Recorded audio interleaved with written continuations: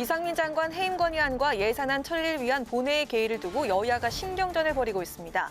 여당은 해임 건의안을 위한 본회의의 반대 뜻을 분명히 했고 야당은 여야가 합의한 의사일정을 지켜야 한다고 맞섰습니다. 내년도 예산안의 법정 처리 시한이 하루 앞으로 다가왔지만 여야는 오늘도 대치전선을 이어갔습니다. 정부의 세법 개정안을 심사하는 조세소위 역시 공전 중인 가운데 여야 지도부가 담판에 나설지 관심이 쏠리고 있습니다. 민주당이 과방위 전체 회의에서 공영방송 지배구조법 처리를 시도하자 국민의힘이 안건조정위원회를 신청하면서 제동을 걸었습니다. 환노위 전체 회의에선 민주당 단독으로 소위에 상정된 노란봉투법에 여야가 공방을 벌였습니다. 대기자의 손으로 분석해보는 정가 동향, 모교 정치클럽 기자 대기자. 이상민 장관 해임안과 예산안 처리를 놓고 오늘 본회의 개최가 사실상 무산되면서 점점 심화되고 있는 일촉즉발의 대치 상황. 과연 어디로 치닫게 될지 예측해보겠습니다.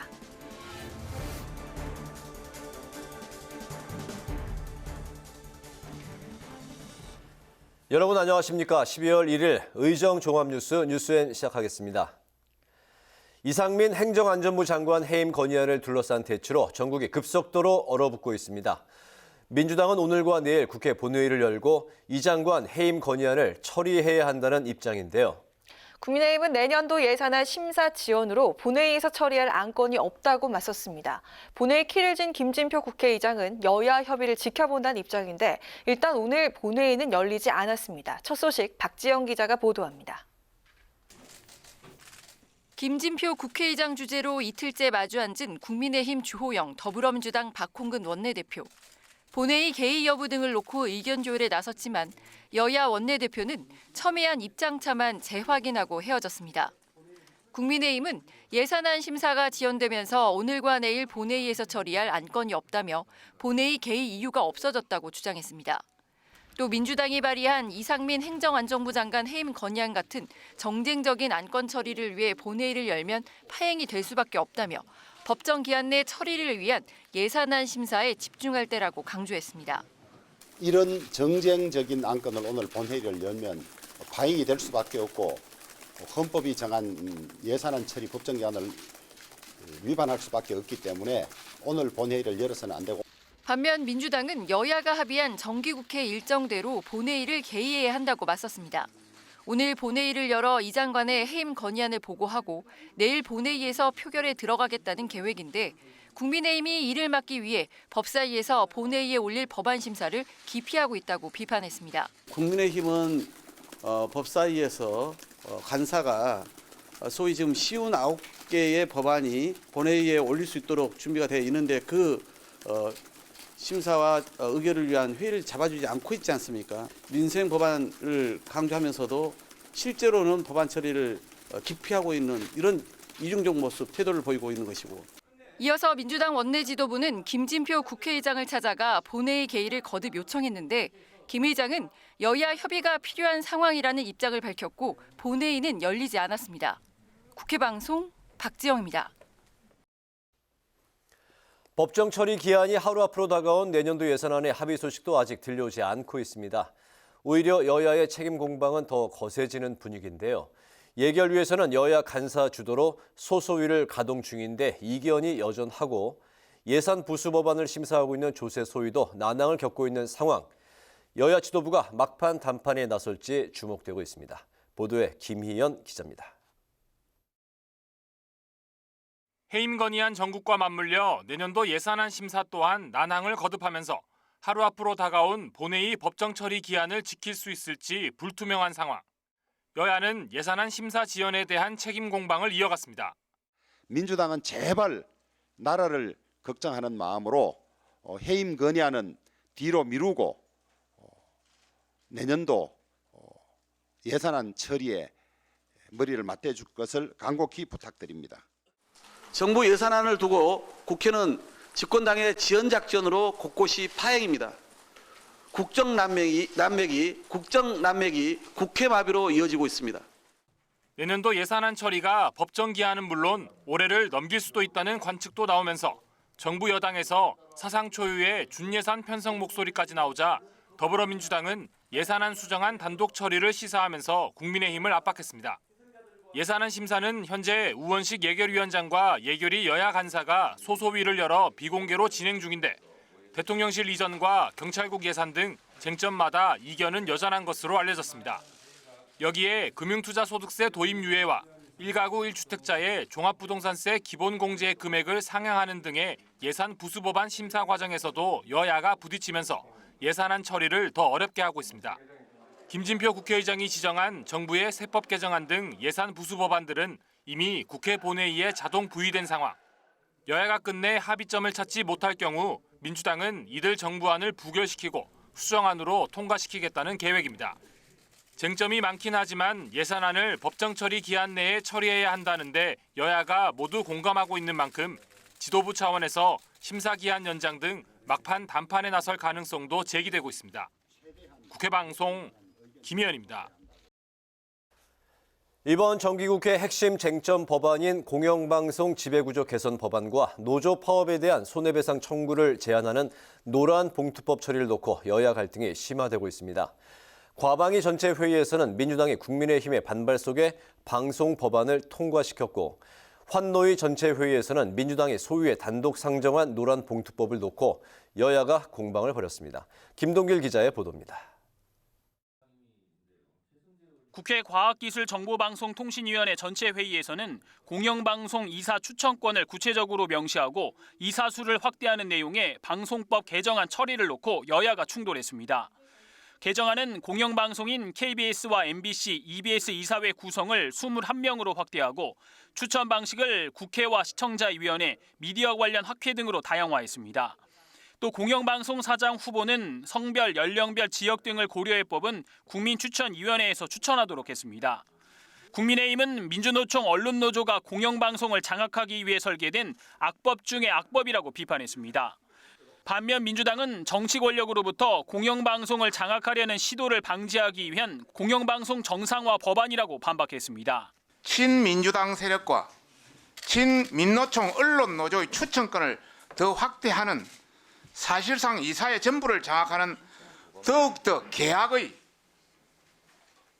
법안입니다. 정치 권력의 공영방송 장악 방지법입니다. 나아가 윤석열 정권의 공영방송 장악 방지법이라는 말씀을 분명하게 드립니다. 민주당의 방송법안 처리 시도에 국민의힘은 안건조정위원회 구성 요청으로 대응했지만 민주당은 수적 우위를 앞세워 방송법안을 통과시켰습니다. 국회 환경노동위원회 전체회의에서는 야당 단독으로 소위에 상정된 노조 파업으로 발생한 손실에 대한 사측의 손해배상을 제한하는 노란 봉투법을 두고 여야가 대립했습니다. 국민의힘은 불법 파업 조정법이라며 비판했고 더불어민주당은 노동권 보장을 위해 법안 처리가 필요하다고 강조했습니다. 우리 헌법과 노동조합법은 노동상권을 보장하고 있고 정당한 파업으로 인한 사용자의 손해에 대해서는 명사상 책임이 면제되고 있습니다. 노사간의 극렬한 대열로 손배와 고소고발을 줄이고 산업 현장의 평화를 만들기 위한 제도를 현실에 맞게끔 도입하자, 그런 취지로 발의됐기 때문에 국민의힘은 방송법안과 노란봉투법이 상임위를 통과하더라도 국민의힘이 위원장을 맡고 있는 법사위에서 최대한 저지하겠다는 방침입니다. 국회 방송 김동길입니다. 여야 정책위 의장과 원내 수석 부대표, 행정안전위원회 간사로 구성된 여야 3+3 협의체가 첫 회의를 가졌습니다. 여야는 대통령과 공공기관장의 임기를 일치시키는 법안과 여가부 폐지를 골자로 한 정부 조직법 개정안을 논의하기 위해서 모였는데요. 입장 차이만 확인했습니다. 홍혜진 기자가 전합니다. 윤석열 정부 출범 6개월이 넘었는데도 마무리되지 못한 정부 조직법 등을 논의하기 위해 여야가 합의한 3+3 협의체가 본격 가동했습니다. 여야는 의견이 극명하게 엇갈리는 여가부 폐지와 기관장 알박기 논란 등을 두고 첫 회의부터 신경전을 벌였습니다. 국민의힘은 철학을 같이 하는 인사들과 국정을 함께 운영해야 한다면서 문재인 정부 때 임명된 알박기 기관장들부터 사퇴해야 한다고 촉구했습니다. 국정 철학을 함께 공유하고 있는 사람들이 그 국민께서 부여한 5년 동안에 그 책임을 함께 할 수 있도록 해줘야 한다고 생각을 합니다. 이런 부분들이 지금 현재 이루어지질 않고 있습니다. 이게 국민들한테는 알박기 인사로 이렇게 보여지고. 민주당은 기관장과 대통령의 임기를 같이 하는 문제는 해결해야 한다면서도 여당이 제도가 미비해서 생긴 문제를 알박기로 주장한다고 반발했습니다. 이어서 정부 여당이 추진하는 여가부 폐지에 비판의 목소리를 높였습니다. 여성가족부가 해야 될 여러 가지 역할들이 있습니다. 특히 여전히 여성들에 대한 구조적 차별이 있고 여가부가 폐지될 일이 아니라 오히려 기능이 강화, 확대돼야 될 시기여서 앞서 민주당은 여가부 폐지 반대를 당론으로 채택한 상황이어서 앞으로 의견 조율 과정에서 난항이 예상됩니다. 다만 여야는 국가보훈처를 국가보훈부로 격상하고 외교부 산하에 재외동포청을 신설하는 등의 내용은 대체로 공감대를 형성한 것으로 알려졌습니다. 첫 만남부터 여가부 폐지와 알박기 인사 논란으로 신경전을 벌인 여야 협의체는 다음 주에 다시 모여 논의를 이어갈 예정입니다. 국회방송 홍혜진입니다. 국회 환경노동위원회에서 여야는 시멘트 분야 운송 업무 개시 명령 등 정부의 화물연대 파업 사태 대응 방식을 두고 첨예하게 대립했습니다. 국민의힘은 윤석열 정부는 국가 경제 위기를 초래하는 불법 파업과는 절대 타협하지 않을 것이라고 강조한 반면 민주당은 정부가 화물 노동자들의 요구를 묵살하고 안전운임제 존폐로 협박을 일삼고 있다고 비판했습니다. 이정식 고용노동부 장관은 화물연대 파업은 노조법상 불법은 아니라고 판단되지만 집단 운송 거부가 경제에 악영향을 미치고 있는 만큼 정부가 강경 대응에 나선 것이라고 답했습니다. 국회 행정안전위원회가 대통령 직무공간과 전직 대통령 사저 반경 100m 내에서 집회와 시위를 금지하는 내용의 집회시위법 개정안을 통과시켰습니다. 개정안은 현행법의 대통령 관저와 국회의사당, 법원, 헌법재판소 등의 100m 이내 구역에서 집회와 시위를 금지한 것의 대상을 확대한 내용입니다. 이와 함께 행안위는 경북 군위군의 대구시 편입을 담은 법률안 등도 통과시켰습니다. 문재인 전 대통령이 윤석열 정부의 서해 공무원 피격 사건 수사에 대해서 안보 체계를 무력화하는 분별 없는 처사라고 밝혔습니다. 문 전 대통령은 입장문을 통해 서해 사건은 당시 대통령인 자신이 해당 기관의 보고를 직접 듣고 그 보고를 최종 승인한 것이라면서 정권이 바뀌자 부처의 판단이 번복됐다고 지적을 했습니다. 또 현 정부가 안보 사안을 정쟁의 대상으로 삼고 오랜 세월 국가안보에 헌신한 공직자들의 자부심을 짓밟고 있다면서 우려를 표했습니다.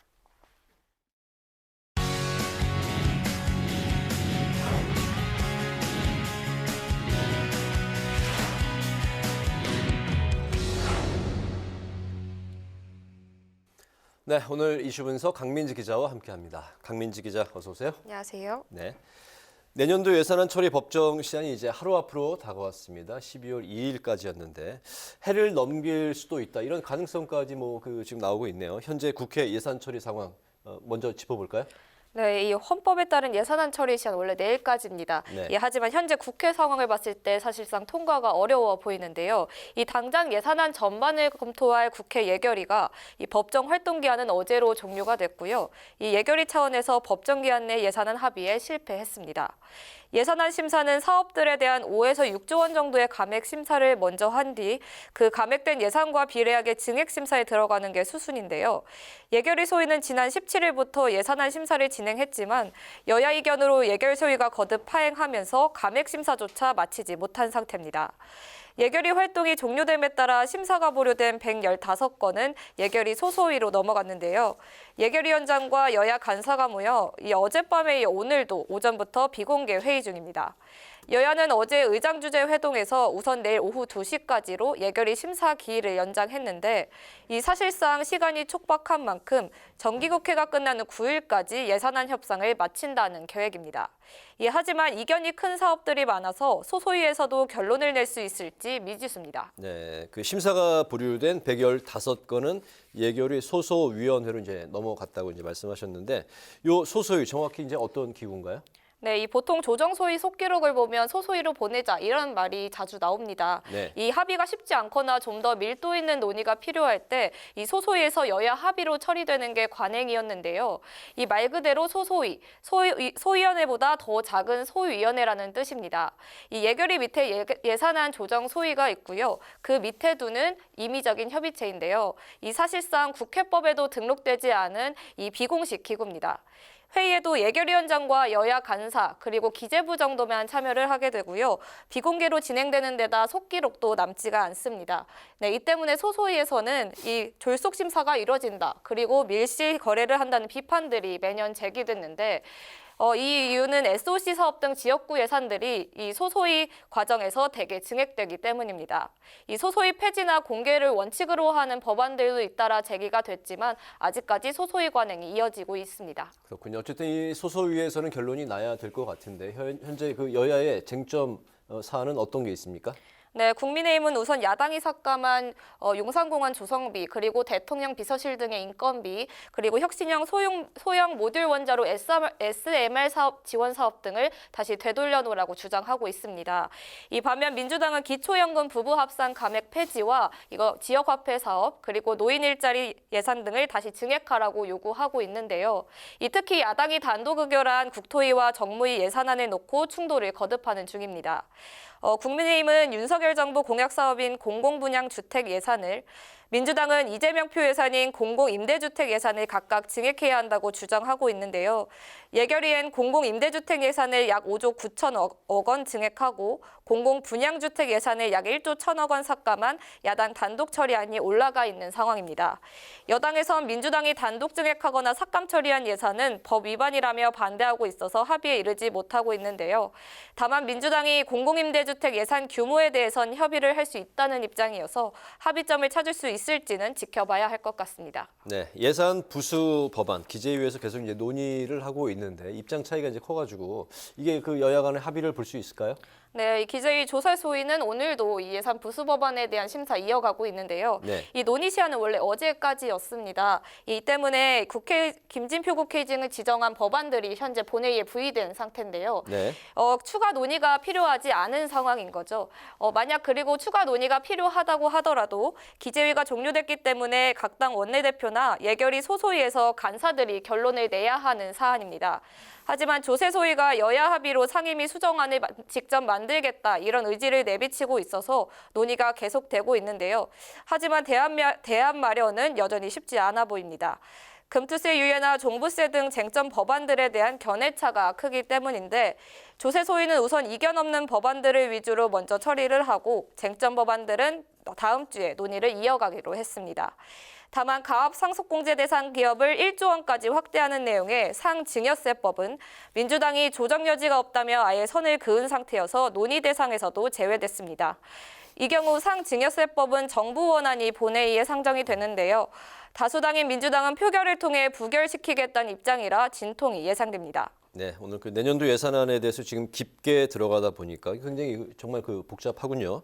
현재 그 전국은 이상민 행안부 장관에 대한 해임 건의안 그리고 이제 국정조사와 맞물려서 굉장히 이제 복잡하게 돌아가고 있는데 그렇기 때문에 내년도 예산안 준 예산에 대한 그 우려도 나오고 있는데 어떻게 전망하고 있습니까? 네, 이 여야가 합의가 안 되면 정부 예산은 원안이 본회의에 상정이 됩니다.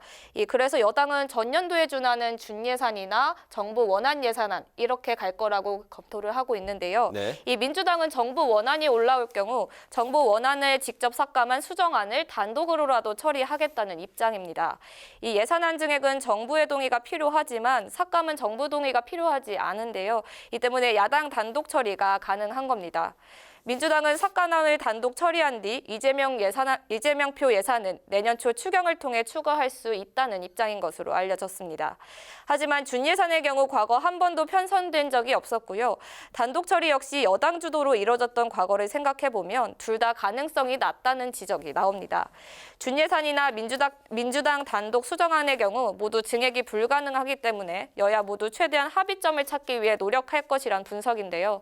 결국 쟁점이 극명한 사안들은 여야 원내지도부에서 협상을 이어갈 텐데 이상민 행안부 장관의 해임 건의안과 국정조사 등이 맞물린 이 예산 전국에서 타협점을 찾을 수 있을지는 좀 더 지켜봐야 할 것 같습니다. 네, 예산안 증액은 정부 동의가 필요하지만 삭감은 야당 단독으로라도 처리가 가능한 그런 상황이군요. 네. 알겠습니다.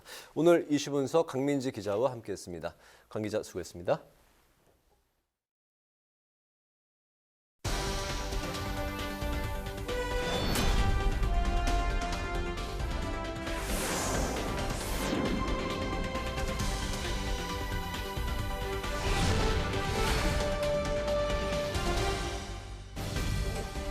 (12월 1일) 정치권의 뜨거운 말말말 강하랑의 정치톡 시작하겠습니다.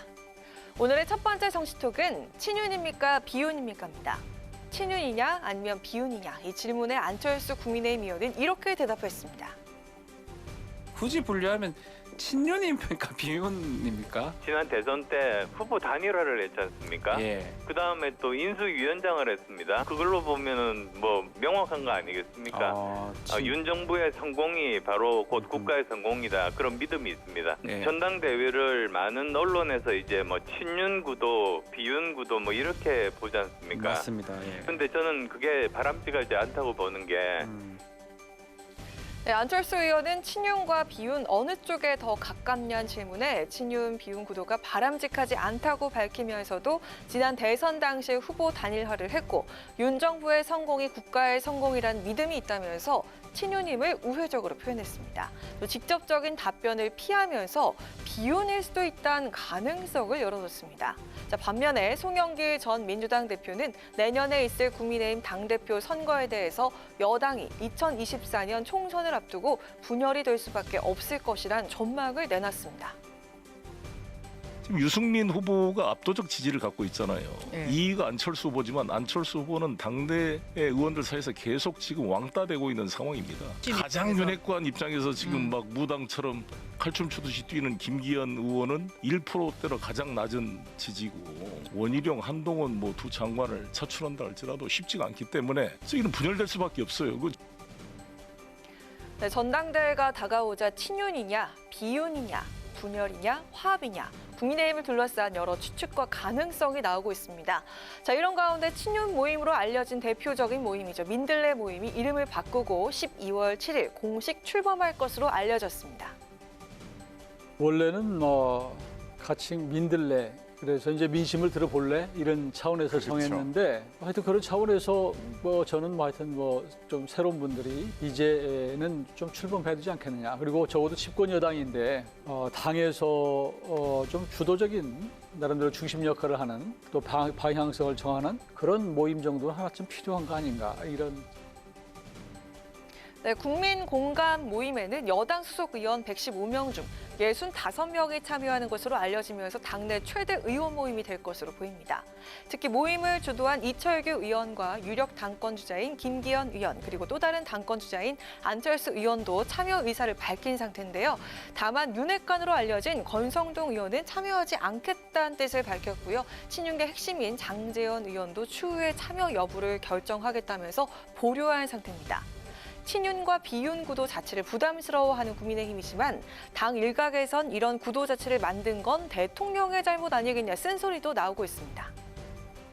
지도부를 먼저 초대를 했어야죠. 아니면 들키질 말던가. 뒤에 불렀던 것은 대통령이 잘못하신 것 같아요. 내년 3월 초로 가닥이 잡힌 여당 전당대회 앞으로 3개월가량 남은 시점인데요. 친윤 주축으로 이뤄진 공부 모임이 당권 구도엔 어떤 변수가 될지 어떤 영향을 미칠지 지켜봐야겠습니다. 이어서 오늘의 두 번째 정치톡은 재수사대 3세판인가입니다. 지난달 25일이죠. 대검찰청이 추미애 전 장관의 아들 서모 씨의 군휴가 특혜 의혹에 대해서 다시 들여다보겠다면서 2년 2개월 만에 재수사 명령을 내렸습니다. 추 전 장관의 아들 서 씨는 군복무 중이던 2017년 6월 병가와 개인 휴가를 연달아 사용하면서 미복귀했었죠. 자, 이를 두고 국민의힘에선 탈영에 해당한다면서 검찰에 고발했고요. 수사가 이뤄졌었습니다. 수사를 맡았던 서울 동부지검은 2020년 9월 추 전 장관과 아들 서 씨 그리고 관련자들에게 혐의 없음으로 불기소 처분을 했었습니다. 하지만 국민의힘은 서울고검과 대검찰청에 거듭 항고와 재항고를 했었죠.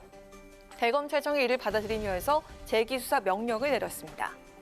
이런 대검의 결정에 민주당은 표적 수사가 아니냐면서 반발하고 있습니다. 결국 정치보복 수사이고 추미애 장관에 대해 기어코 유죄를 받아내겠다는 검찰의 삐뚤어진 집념을 드러낸 것입니다. 이쯤 되면 검찰이 짜놓은 야당 탄압, 정치보복 블랙리스트와 시나리오가 있는 것은 아닌지 묻지 않을 수 없습니다.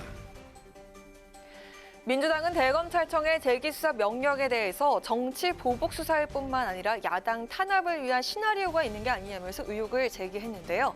반면 국민의힘에선 추 전 장관의 아들을 둘러싼 특혜 의혹에 대해서 재수사가 꼭 필요하다면서 목소리를 높였습니다. 그 추미애 전 장관 아들의 건은 당시에도 의혹이 많았고 당시에 그걸로 해서 민주당 입은 또 타격이 엄청 크지 않았습니까? 추미애 장관 부분이 또 소명할 게 있다면 그 소명하면 될 문제고요. 이런 식으로 재판도 3세판이라고 해서 정말 시간이 많이 걸리는데 이 검찰 수사도 지금 2번 했던 거잖아요. 지난 정부에 했었던 일들을 다 뒤집는다는 것 자체가 좀 이해가 안 되고요. 재기수사 명령이란 항고나 재항고를 받은 상급 검찰청이 일선 검찰청의 수사가 미진하다고 판단을 할 경우 재수사를 지시하는 절차를 말합니다. 대검찰청이 재기수사 명령을 내린 것은 매우 이례적이라고 볼 수 있습니다. 대검찰청은 재기수사 명령을 내린 이유에 대해서 이렇게 밝혔는데요. 추 전 장관의 아들 서 씨의 휴가 연장을 위해 연락했던 장교 A씨 진술이 3차례 일치했고 또 첫 번째 수사 과정에서 착각했던 이유도 충분히 설명이 됐지만 그 당시 보강 수사가 이뤄지지 않았기 때문이라고 밝혔습니다. 무혐의 판단 이후 2년여 만에 재수사하기로 결정한 검찰, 무혐의 처분은 바뀌게 될까요? 추 전 장관 아들 휴가 미복귀 의혹은 다시금 정치권의 이슈로 부각될 모양새입니다. 지금까지 강아락의 정치톡이었습니다.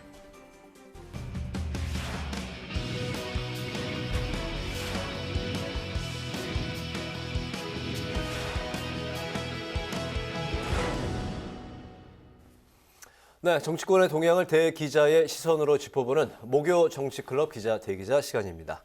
최병묵 전 TV조선 해설위원, 성환용 한겨레신문 선임 기자와 함께하겠습니다. 두 분 어서 오십시오. 반갑습니다. 네, 반갑습니다. 네, 특히 이제 성환용 기자님께서는 이 코너 목요 클럽 기자 대기자 이 코너의 원년 멤버셨잖아요. 다시 복귀 환영합니다. 코너 만들 때 같이 출발했었는데요. 중간에 사정이 있어서 제가 잠깐 안 하고 한겨레신문의 박찬수 대기자가 했었죠. 그러다 다시 좀 제가 나오게 됐습니다. 잘 부탁드립니다.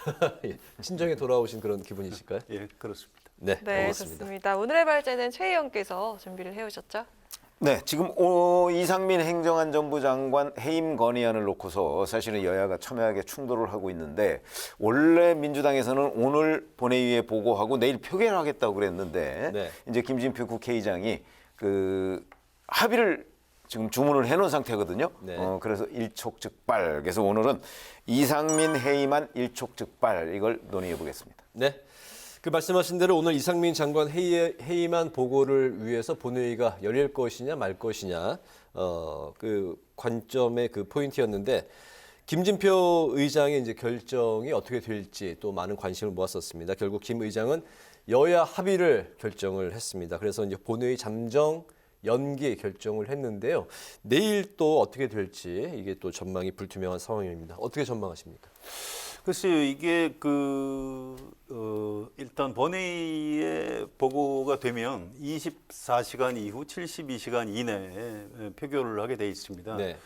민주당에서 이제 오늘하고 내일 본회의가 다 잡혀 있었기 때문에 24시간 지나자마자 이제 표결을 좀 하자. 그래서 오늘 꼭 좀 본회의에 보고를 해달라 이런 주문이었는데 김진표 국회의장이 보기에는 이건 그 여야 합의로 보고를 하도록 하는 게 좋겠다 이렇게 끝까지 종용을 했습니다. 그런데 국회의장이 보시기에도 이건 좀 뭔가 좀 앞뒤가 맞지 않는다. 국정조사를 여야 합의로 하기로 해놓고 그 주무장관을 뭐 해임 건의하는 거는 뭐 좀 명분이 좀 없는 것 아니냐. 그래서 좀 미룬 것 같습니다. 아무튼 24시간 이후 72시간 이내 표결 조항이 있기 때문에 내일 민주당이 이걸 다시 본회의 보고해달라고 요구하지는 않기로 했고요.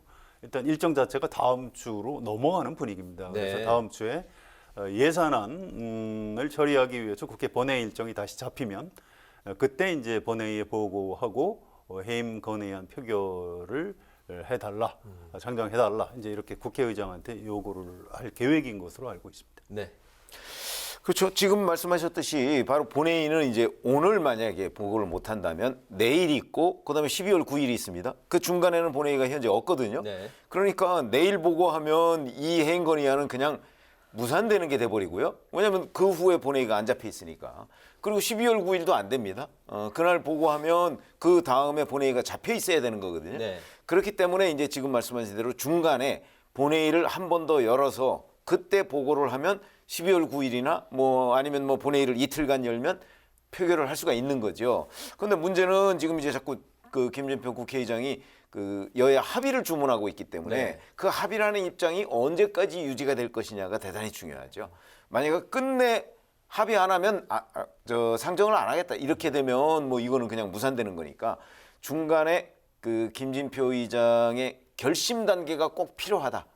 저 이렇게 봅니다. 네. 네, 그 민주당 입장은요, 그 이상민 장관이 물러나야지 국정조사가 제대로 된다 이렇게 얘기하고 있고, 국민의힘은 국정조사 하기 전에 그 해임 요구는 자기 부정이다 이런 입장인데요. 근데 과거에 그 국민의힘에서도 조국 당시 법무부 장관 그 해임을 요구하면서 제대로 수사를 하기 위해서다 이렇게 얘기를 했었거든요. 그 두 상황이 다른 게 뭘까요? 저는 입장만 상황이 달라진 뭐 걸까요? 그 완전히 네. 다르다고 보는 것이 조국 전 장관은 법무부 장관입니다. 그렇죠. 네. 법무부 장관은요 수사 지휘권을 가지고 있습니다. 검찰총장에 대해서. 근데 자기 수사를 검찰에서 하고 있는 상황이 되다 보면 그거는 뭐 물론 관여 안 한다고는 하지만 그거를 뭐 일반 국민들이 과연 믿을 것인가 하는 부분에서 법무부 장관에서 내려오거나 또는 해임을 한 상태에서 조국 전 장관이 수사를 받아야 된다. 이거는 뭐 저는 상식에 부합한다고 보고, 다만 지금은 이태원 참사와 관련해서 행정안전부 장관의 책임론을 민주당에서 제기하고 있잖아요. 그래서 국정조사를 합의를 했습니다. 그렇게 해놓고 만약에 행정안전부 장관이 없어지면 이 국정조사의 매우 중요한 축 하나가 빠지는 거거든요. 그러니까 논리적으로 보면 국정조사에서 책임 소재를 밝히고 대책까지 마련하고 이렇게 돼야 되는 거 아니에요. 네. 근데 거기에서 행정안전부 장관이 빠지면 그건 자기 모순이다. 지금 그 주장이 저는 상식적으로도 맞는 것으로 봅니다. 네. 근데 여야가 바뀌면은 원래 좀 상식도 바뀌고 그렇습니다. 여당이 되면 항상 이제 정부를 좀 방어하게 돼 있는 거고요. 뭐 차이가 있을 수 있겠습니다만 기본적으로는 조국 장관 때하고 마찬가지라고 봐요. 지금 국민의힘에서는 이제 방어를 해야 되는 이제 이런 좀 절박한 입장이죠. 그래서 정치적으로 뭐 이해가 됩니다. 그런데 저는 어쨌든 국정조사는 될 걸로 봐요. 지금은 이제 그 대통령실에서 우리 협조 못한다 이렇게 하고 또 국민의힘 내부에서 우리 이 국정조사에 참여 못한다 이렇게 말을 이렇게 하지만 이태원 참사가 어떤 참사입니까 이게? 그걸 어떻게 국정조사를 하지 않고 넘어갈 수가 있겠습니까? 그래서 나중에 이제 대통령실이나 국민의힘에서도 그런 그 여론, 민심에 따라갈 수밖에 없고요. 결국은 여야가 함께 좀 뭐 시간은 좀 걸릴 수 있겠습니다만 국정조사를 하는 모습을 이렇게 보게 될 것으로 예상을 합니다. 네, 하나 더 질문을 하자면요. 국민의힘이 국민의힘 측에서 민주당이 이상민 장관을 콕 집어서 그 해임안을 건의하거나 또 더 나아가서 탄핵까지 밀어붙이는 그 배경에는 경찰국 신설이 있는 게 아니냐. 결국엔 이게 대선 불복이다. 이렇게 보고 있는데 여기에 대해서는 어떻게 생각을 하십니까? 글쎄요, 뭐 대선 불복이라는 게 일종의 프레임이죠. 아무거나 이제 야당에서 정치 공세하는 걸 다 이제 대선 불복이다 이제 이렇게 얘기하는데 그렇게 뭐 좋아 보이진 않아요. 뭐 야당은 또 야당의 역할이 있는 겁니다. 원래 반대하라고 야당이 있는 거고요. 또 지금 국회 다수 의석을 민주당이 확보하고 있기 때문에 또 국회의 어떤 고유 권한 같은 게 있는 겁니다. 국정조사 국회가 하는 거예요. 이걸 이제 민주당이 하는 거다 이렇게 생각하시면 안 되는 거고요. 그래서 이 해임 건의 탄핵 소추 이걸 이제 민주당이 한다고 보지 마시고요. 이것도 국회 고유 권한이에요. 국회가 해임 건의할 수 있는 권한이 있는 거고요. 또 탄핵 소추도 이제 국회의 권한입니다. 그래서 이건 여야의 문제이기도 하지만 대통령 권력과 국회 권력이 다르기 때문에 이렇게 나타나는 그런 측면이 있는 겁니다. 그래서 이거 이제 정치적으로 좀 대화하고 타협을 해서 절충을 뭐 해 나가야 될 문제지 꼭 뭐 어느 쪽이 옳다 어느 쪽은 틀렸다 이렇게 얘기하기는 좀 어려운 것 같습니다. 네. 네. 제가 보기에는 뭐 꼭 경찰국 신설 문제가 배경이 돼서 사실은 이상민 장관에 대한 해임 건의안이나 탄핵소추 얘기가 나오는 것은 아닌 것으로 보고 오히려 배경을 조금 더 깊이 들어가 보면 뭐 대선 불복까지는 저는 너무 과했다 이렇게 생각을 하고요. 그게 아니고 사실은 윤석열 대통령이 가장 아끼는 두 장관을 꼽으라고 한다면 이상민, 한동훈 정도를 아마 많은 분들이 꼽을 겁니다. 그러다 보니까 이제 윤석열 대통령에 대한 정치 공세의 일환으로 마침 또 이태원 참사가 있었잖아요. 그 이태원 참사에 대한 정치적 책임을 이상민 장관이 벗어나기는 힘들단 말이죠. 그러니까 그걸 계기로 해서 일종의 윤석열 대통령 흔들기의 일환으로 이상민 장관에 대한 해임 건의안 탄핵소추 얘기가 계속 나오는 것이지 뭐 이게 뭐 대선 불복까지 이렇게 국민의힘에서 주장하듯이 그렇게 이해하기에는 조금 논리적 비약이 있다 이렇게 생각합니다. 네, 윤석열 대통령을 흔들기 위해서 탄핵 소추안을 들고 나왔다 말씀하셨는데 다음 주에 민주당이 탄핵 소추안을 발의한다는 그 계획을 갖고 있습니다. 헌법재판소의 이상민 탄핵 심판 결정이 가능할 이 시나리오가 될 수 있을지 두 분의 생각 좀 들어보겠고요. 이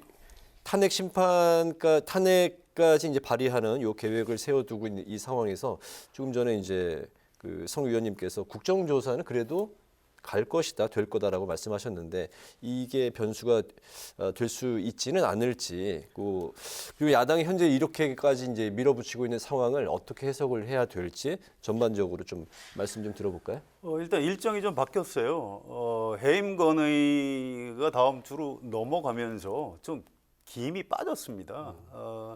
오늘 만약에 이제 해임 건의 국회 본회의에 보고가 되고 내일 가결이 되고 이렇게 되면 굉장히 급박하게 돌아가고 이제 다음 주에 민주당은 탄핵 소추를 또 발의하고 이런 순서로 갔을 텐데 이거 일정 자체가 이제 다음 주로 넘어가면서 탄핵 소추를 민주당에서 다음 주에 할 수 있을까?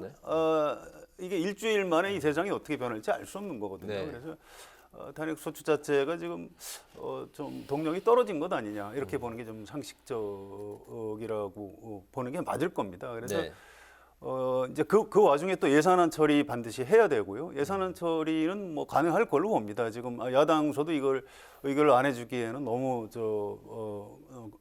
여론이 나빠질 수 있기 때문에 어떻게든 뭐 여야가 이제 타협을 해서 할 거고요.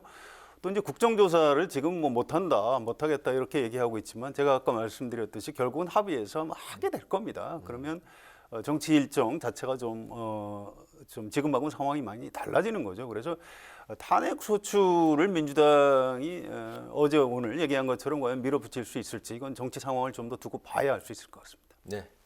저는 뭐 처음부터 탄핵소추는 약간의 엄포라고 봤거든요.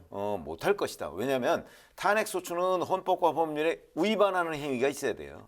지금 민주당 일각에서 거론하고 있는 게 무슨 재난관리기본법, 그다음에 뭐 시행령 정치 뭐 이런 거 얘기하고 있는데 글쎄요. 그거 가지고 법조계 사람들한테 물어보면 그게 탄핵 요건이 된다는 사람 제가 들어본 적이 없습니다.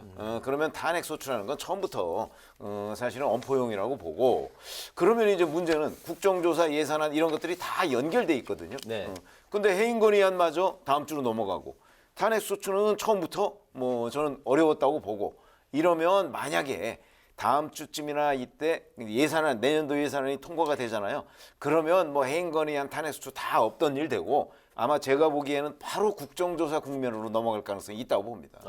그래서 근데 만약에 예산안이 계속 안 된다. 그럼 국정조사도 계속 미뤄지는 거죠. 그래서 일정이 이렇게 전부 다 이렇게 엮여 있는 거죠. 그래서 어느 하나가 풀리기 시작하면 아마 첫 번째로 풀릴 거는 예산일 가능성이 크거든요.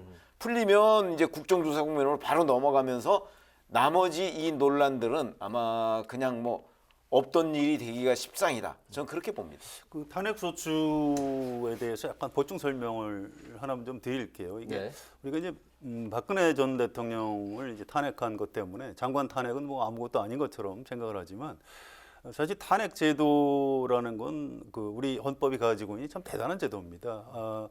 고위 공무원들에 대해서 국민의 대표 기관인 국회가 이제 쫓아내는 거죠. 아주 쉽게 얘기해서. 탄핵 소추가 되면 일단 직무가 정지가 되는 거죠. 헌법재판소에서 최종적으로 심판을 하게 됩니다. 이제 헌법이나 법률을 위반했느냐 이건데 여기서 좀 우리가 유의해야 될 점은 이건 형사처벌하고는 좀 다른 제도입니다. 일종의 네. 고위공무원에 대한 징계 제도라고 보시면 되고요. 박근혜 전 대통령의 그 탄핵 사유가 다 무슨 뭐 불법과 형사처벌 대상이었기 때문에 탄핵된 건 아닙니다. 대통령에 대한 징계 처분이었고요. 그래서 최종적으로 그 헌법재판소에서 결정이 어떻게 나올지는 예측하기가 굉장히 어려운 겁니다. 다만 이런 식으로 정무직 공무원인 장관에 대해서 탄핵 소추를 해서 헌법재판소에 가서 법률적으로 뭘 따져보고 이것 자체가 이 굉장히 불행한 일입니다. 우리나라 정치가 실종된 거죠. 정치의 사법화. 이건 좀 제발 피해야 될 길이고요. 여야 간에 좀 대화도 하고 또 윤석열 대통령이 이제 야당의 요구를 좀 받아들이는 식으로 해서 이상민 장관을 좀 적절한 시점에 좀 물러나게 하는 이게 현재로서는 최선의 방법이 아닌가 생각합니다. 알겠습니다. 네, 이제 화물연대 파업 이야기를 좀 해볼까 하는데요. 오늘로써 8일째 접어들었습니다. 정부 여당은 이게 불법 파업이다, 탈분 없다 이런 입장이고 야당은 업무 개시 명령 철회를 요구하고 있는데요. 근데 이 업무 개시 명령이 그 과거 노무현 정부 때 여야 합의로 만들어진 거더라고요. 이를 그렇죠. 근거로 여당은 민주당과 민노총을 묶어서 같이 비난을 하고 있는데 자, 이거 어떻게 보십니까? 지금 현재는 이제 정부하고 민노총이 대화를 하고 있는 그런 상황이잖아요. 화물연대 파업 사태와 관련해서. 그렇기 때문에 양쪽 다 뭐 양보 기류가 전혀 없어요. 네. 그런데 이 상태로 가면 우리가 아까 노무현 대통령 그 얘기를 하셨는데 2003년에도 화물연대가 파업을 2번을 했어요. 그리고 첫 번째 파업에서 사실은 정부가 화물연대의 요구를 대부분 다 들어줬어요. 당시에. 네. 그리고 나서 5월이었고 8월에 2번째 파업을 했어요. 그때 이제 노무현 대통령이 엄청나게 화를 냈다는 게 문재인 전 대통령이 쓴 그 운명에 보면 자세하게 나와 있어요. 엄청나게 화를 냈다는 거죠. 네. 화물연대 그때 구호가 물류를 멈춰서 세상을 바꾸자였어요. 거기에 대해서 노무현 대통령이 저거는 단호하게 대응을 해야 된다는 걸 여러 차례 강조를 했고 그래서 그때부터는 물러서지 않았어요. 그래서 결국 이제 화물연대 지도부가 구속되고 뭐 이러면서 저 상황이 끝났는데 사실은 이번에도 그러면 똑같은 길을 걸을 수 있을 것이냐 그건 아무도 모르죠. 그러나 현재까지 윤석열 대통령이 보이고 있는 반응은 2003년 노무현 대통령이 보였던 2번째 파업 때 보였던 반응하고 똑같아요. 그런 점으로 보면 윤석열 대통령의 의지도 꽤 강해 보인다. 저는 이렇게 보거든요. 이런 것들이 이제 이 협상 타결에 어떤 영향을 미칠 것인가 그걸 좀 두고 봐야 된다. 지금 현재로서는 강대강으로 전혀 합의점을 찾지 못할 것으로 보이지만 이거는 며칠 좀 두고 봐야 되겠다. 저는 이렇게 유보적으로 밝힙니다. 네. 그러니까 큰 흐름에 있어서는 지금 최 의원 말씀하신 게 맞습니다. 근데 하나 좀 제가 꼭 보충 설명을 드리고 싶은 게 이 화물연대 파업, 불법 파업, 화물연대 지금 하고 있는 게 불법 파업이냐? 그렇지 않아요. 자기 네. 차를 가진 사람들이 나 제대로 임금 받기 전까지는 내가 손해 보더라도 내가 운전 안 하겠다 뭐 이러는 겁니다. 네, 그 고용노동부 장관도 정부에서도 예, 그렇습니다. 네. 정부에서도 무슨 이걸 뭐 불법 파업이면 당장 뭐 어떻게 했겠죠. 그 방법이 없으니까 노무현 정부 때 이 강제로 좀 운행을 하게 하는 그런 법까지 만드는 겁니다. 그래서 이렇게 하여튼 쉬운 문제는 아니고 물론 파업 과정에서 무슨 뭐 쇠구슬을 던진다든가 이렇게 폭력 행위를 하면 그거는 불법일 수 있겠죠. 그래서 이 파업 자체를 불법으로 자꾸 생각하는 거는 이 문제를 푸는데 전혀 도움이 되지 않는다 이 말씀을 좀 드리고 싶고요. 또 한 가지는 정부의 이제 리더십입니다. 우리가 이제 정부 여당 사람들이 1980년에 그 레이건 행정부에서 미국의 그 관제사업 파업을 할 때 연방 정부에 절대로 취업시키지 않겠다 아주 강경하게 해서 노조를 굴복시킨 그 사례를 자꾸 지금 얘기를 하고 있는데 그게 40년 전 얘기고 전혀 다른 나라의 얘기입니다. 나라마다 다 다른 거예요. 지금 화물연대 파업을 정치 파업으로 보십니까? 저는 그렇지 않다고 봐요. 저는 이건 상당히 생계형 파업이라고 생각을 합니다. 그래서 여당도 이거를 불법 정치 파업이다라고 규정하는 거에 대해서는 되게 조심하는 분위기인 것 같습니다. 장관마다 좀 다르죠. 불법이라고 얘기하는 사람들이 있어요. 근데 이제 그게 굉장히 옳지 않은 태도고요. 다 좋습니다. 이 문제를 해결하기 위해서 그냥 법대로 엄단하겠다. 지금 윤석열 대통령 취하고 있는 태도는 이 문제 해결에 과연 얼마나 도움이 될지 모르겠어요. 법대로 끝까지 처벌하겠다. 가장 쉬운 거죠. 검찰총장은 그렇게 얘기를 하셔도 됩니다. 그런데 우리가 이제 그 정권을 잡고 정부의 행정력을 이용해서 여러 가지 문제를 풀어나갈 때는 마치 그 외과 의사가 메스를 가지고 수술하듯이 문제를 정확히 진단해서 환부를 정확히 도려내야 되는 겁니다. 굉장히 정교한 그런 기술이 필요해요. 근데 지금 이 문제를 다루는 우리 정부 당국자들 너무 거칠어요. 장검을 가지고 막 숲을 헤쳐나가는 것처럼 이 태도가 과연 문제를 풀어나가는 데 도움이 될까? 좀 걱정스러운 대목이 있습니다.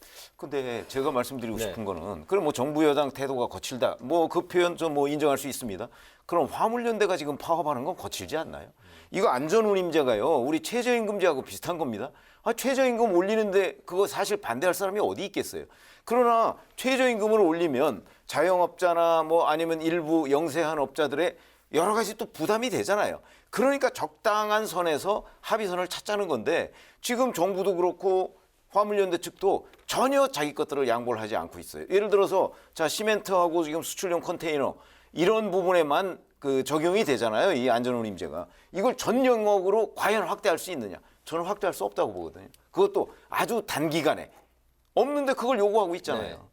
그런 점에서 어느 한쪽의 잘못만 얘기할 수 있는 건 아니고 지금 이 시점에서는 강대강으로 지금 대치하고 있는데 그러니까 조금 두고 보자. 제가 그 말씀을 드리는 겁니다. 좀 더 대화하고 타협을 해야 되는 문제고요. 이게 어느 쪽이 그렇게 일방적으로 잘못했다 이렇게 얘기할 수 없어요. 그럼 최 의원 말씀하시는 게 맞습니다. 어쨌든 지금 우크라이나 전쟁도 있고 우리 경제 위기 때문에 굉장히 고통스럽습니다. 어떻게든 정부하고 화물연대가 한쪽에서는 대화라고 하고 한쪽에서는 교섭이라고 하고 용어조차도 좀 다르게 쓰고 있는데 그런 게 중요한 게 아닙니다. 실질적으로 어떻게 타협을 해서 빨리 좀 이 문제 풀어 나갔으면 좋겠습니다. 알겠습니다. 다음 사안으로 이제 넘어가 보도록 하겠습니다.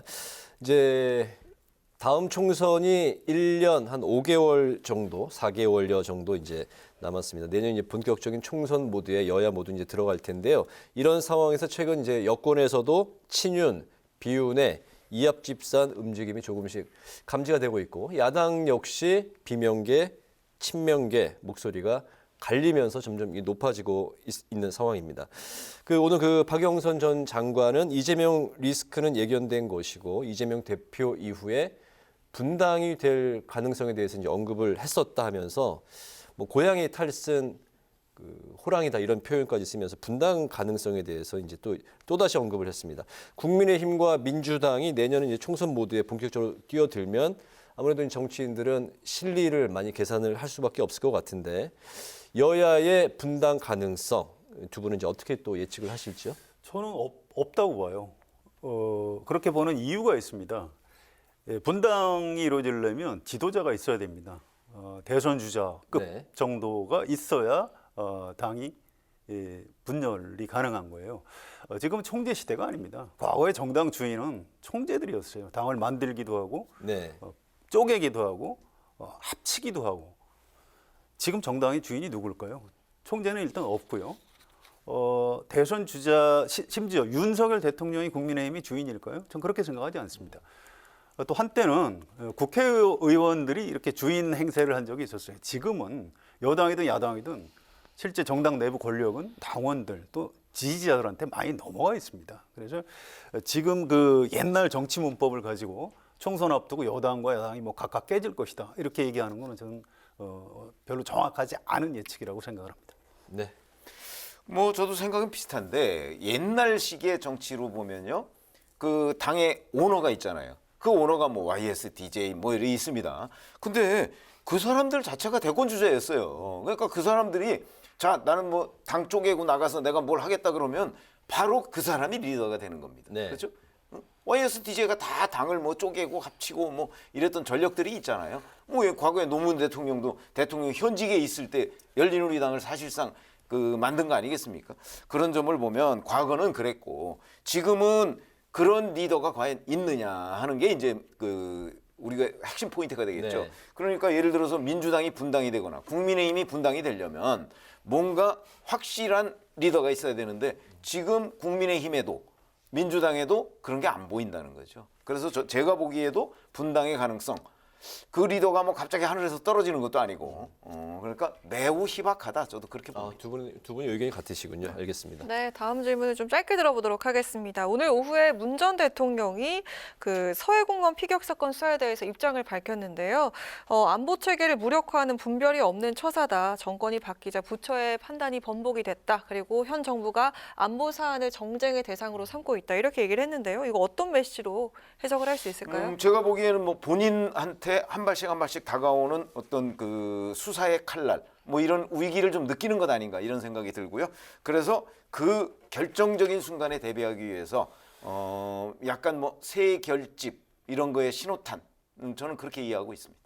문재인 전 대통령 말씀하신 거죠? 그렇죠. 알겠습니다. 글쎄요, 저는 좀 맥락을 다르게 보는데요. 전직 대통령은 아무 힘이 없습니다. 무슨 현재 권력을 잡고 있는 정권이 센 거지 전직 대통령이 무슨 힘이 있겠습니까?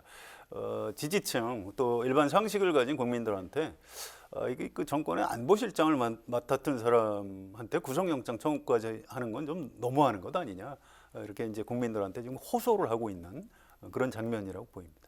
네, 알겠습니다. 마지막으로 두 분의 한 줄 논평 들어보겠습니다. 오늘 먼저 최 의원님부터 들어볼까요? 조금 전에 저희가 사실은 뭐 국민의힘이든 민주당이든 분당 가능성 얘기를 하지 않았습니까? 네. 그래서 그거를 요약해서 제가 한 줄 논평을 리더 없는 정당 없다 이걸로 하겠습니다.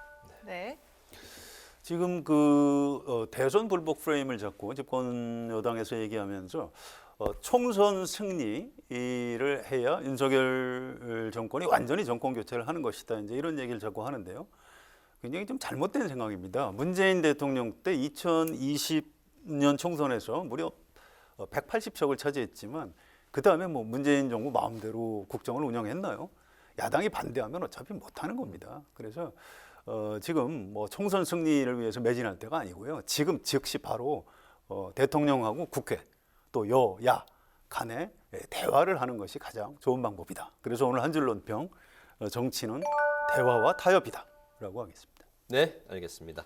목요 정치클럽 기자 대기자 오늘은 이상민 장관 해임안 그리고 예산안 처리 놓고 여야 간 대치 상황에 대해서 지금까지 최병묵 전 TV조선 해설위원, 성환용 한겨레신문 선임 기자 두 분과 함께 말씀을 나눴습니다. 오늘도 잘 들었습니다. 감사합니다. 네, 고맙습니다.